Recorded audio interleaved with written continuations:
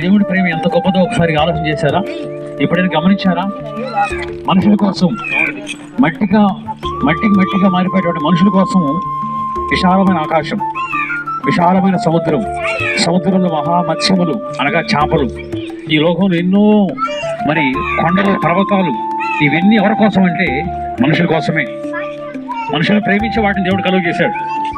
మరి ఈ లోకంలో మనుషులు ఆ దేవుడిని మరి ఎంత ప్రేమిస్తున్నారు అని ఆలోచన చేసినట్లయితే, మనుషుడు శరీరంలో ఉన్నటువంటి రకరకాల ఆశలను ఎక్కువగా ప్రేమిస్తూ, అలాగే లోకాశలను ప్రేమిస్తూ, తన పొరుగు వారిని ప్రేమించేటువంటి మనసు కూడా లేకుండా దినదినము మనుషులలో కలిగేటువంటి దురాలోచనలు, నేత్రాశ, శరీరాశ, అసూయలు, కోపాలు, ద్వేషాలు, కలహాలు, నరహత్యలు, దొంగతనములు, రకరకాల చెడు వ్యసనముల చేత ఈరోజు మనుషులు నాశనానికి వెళ్ళిపోతున్నారు. మనుషులు చెడిపోతూ ఉన్నారు.